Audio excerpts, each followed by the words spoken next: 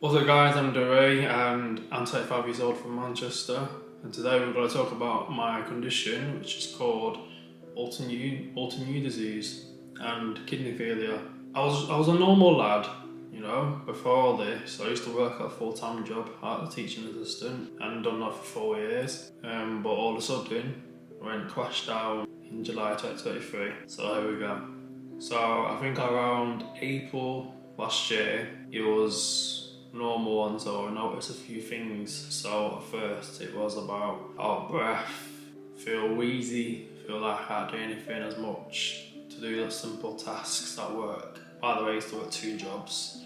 I felt something's wrong with me, but I didn't ignore it because I thought it's like maybe eat a bit more food. So I carried on and stuff. I noticed a few bleeding from my bottom. My tongue's turning grey and all stuff. It's not nice. And then I think that's when 2 months later, around early to mid-June, I went to the doctors. If I remember, I went with my auntie, because obviously for support.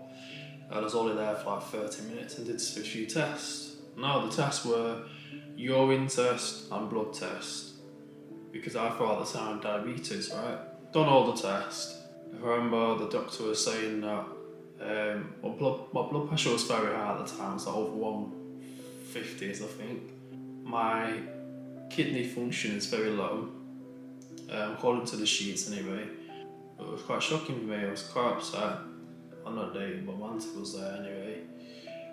And then I remembered you were saying that eat more better food than that, take care of yourself. Yeah, I left doctors, and after that I went back to work, which is a school. And that day was a sports day. And I remember that day very well because it was very hot that day. I still put a brave face on because, to show that everyone that I'm not worried or not.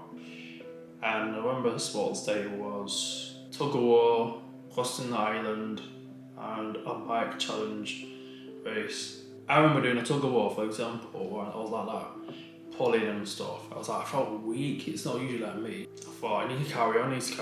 People was like, hey, come on, let's go. And I was like, I'm out of breath. I'm out of breath. It's a silly one because they don't know how I've been through and stuff. No one was really, because I rarely get ill throughout the year. I never get ill as much. So it's unusual for me to becoming ill.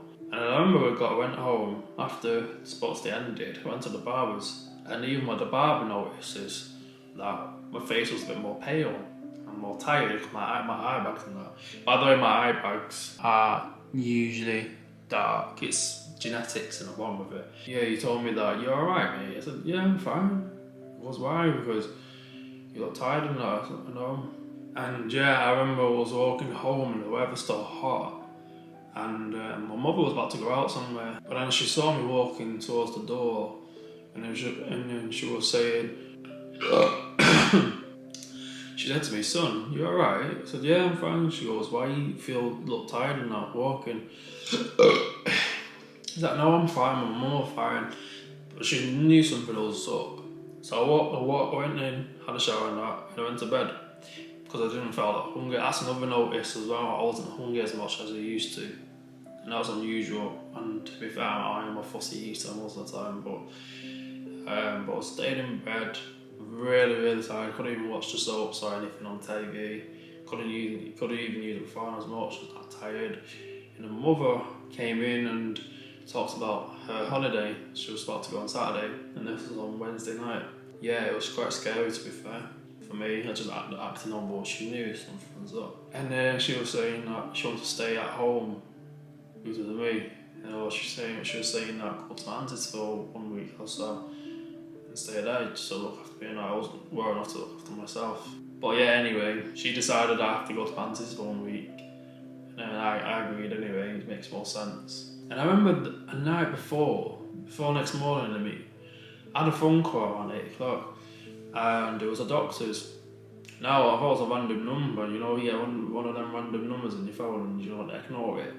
Yeah, I picked up the phone and I just ignored it, put it down. Yeah, I could have picked it up because the very next morning on the 22nd of June 2023, the ambulance came and knocked on the door around nearly 5 a.m. in the morning, knock, knock, knock. And I remember I was in bed. It was quite, I thought I was having a dream, but it wasn't a dream, to be fair. Like one ambulance and 2 staff were there at the door, and they were saying, "We're here for Dale Brown." And then my mother was shouting at me and said, "They need you," and this, "Oh no, now go to the ambulance." And I was like, "What?" I didn't even packed up my stuff like a tramp, and I went in my pajamas, and I think I was wearing a vest at the time and a little jacket.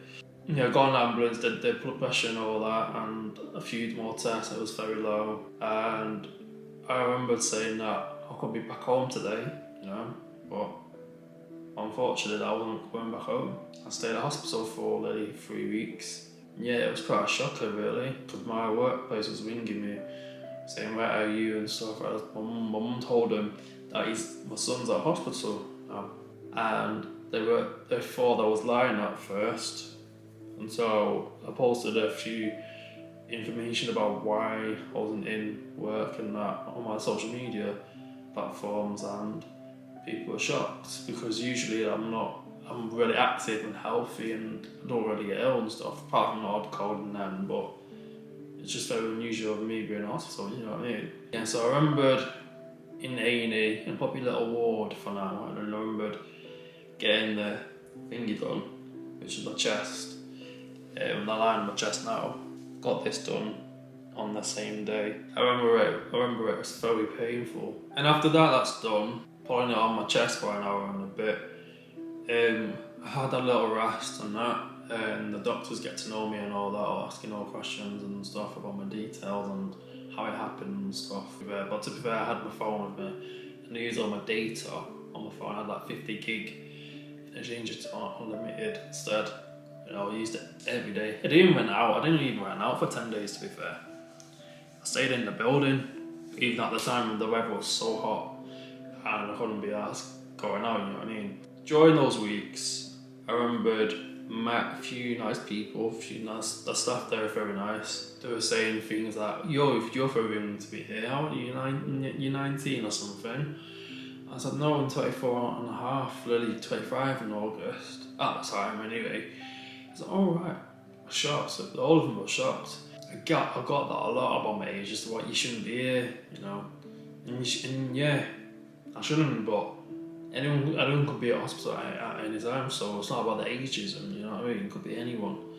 So it did quite annoy me at times, but it is what it is. The food in there was alright. It was like some days are good, some days are bad. I remember I had shepherd's pie and that, or chicken pasta, or desserts could be like sponge cake and custard, or rice pudding. Yeah, I wasn't that fussed really. Sometimes I had 2 or 3 portions of food, because sometimes I used to ask for more. And I remembered a few days being in hospital on the ward. I did the biopsy. So if no one doesn't know what biopsy is where you get a little camera inside your back and check your kidney function and all that, and making sure there's got no scarring or anything damage to the kidney. And that was very painful to do, I was awake from that actually. I was taught 20 minutes, but it's got to be done. That wasn't my mind at the time anyway.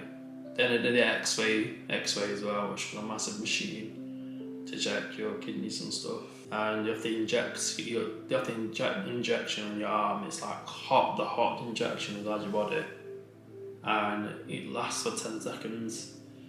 I remember that sometimes it burns your testicles. I remember that I went to the dialysis ward for the first time, and obviously I had these 2 sessions of it at the time, and I couldn't really do much. Couldn't even drink until the session was ending, and obviously I think my lying chest was still bleeding because it was still new until it's rest and matured, and I was quite affected by it. I was dizzy and that tired body was aching, and I used to get cramps a lot. Not anymore, but yeah, I remember that over 10 days later, the doctor was saying that you're moving ward. I said, why?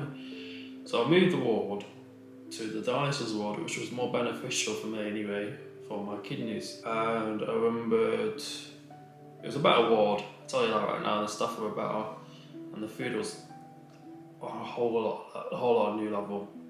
You know, I was that happy. And I was only there for 1 week before I got discharged. And yeah, I was there for like over a week on my new ward. And I remember the full time, I met a few friends there. And one of them was called Darren now. He passed away in October last year, sadly aged late 50s. And he was a good man at the time, but he had his own problems where he used to use the oxygen mask all the time, and he couldn't really function his body as much, you know. But yeah, I remember that the main doctor came in with my mum and auntie was there, and I remember the doctor was saying to me that your kidneys are really low, which is stage 5. And obviously I've learned that there's like 5 stages of your kidneys, right? So stage 1 is very normal function, which is 90+%. And I remember stage 2 is 60% to 89%. And then stage 3 is 45% to 59%. And then stage 4 is 15% to 89%. And stage 5 is 15% below. I remember mine was stage 5. And it still is today, unfortunately. Saying that the only way to keep your kidneys healthy is use the dialysis unit 3 days a week. Which, it's got to be done. Otherwise I wouldn't be here now. Yeah, that day really upset me.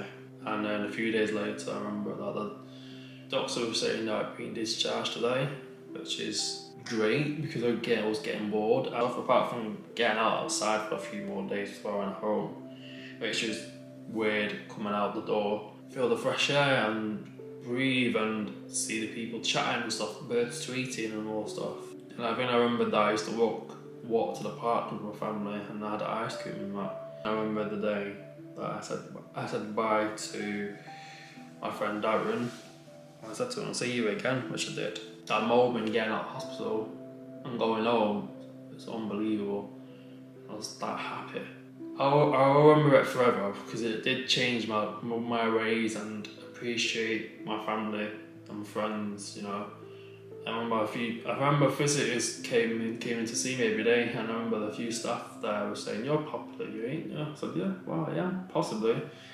They care about me, you know what I mean?" So I remember my mate from school, you know who you are, and they gave me a card and signed a massive card of their name saying "Get well soon" and all stuff like that, which is very nice. And he's a lovely lad.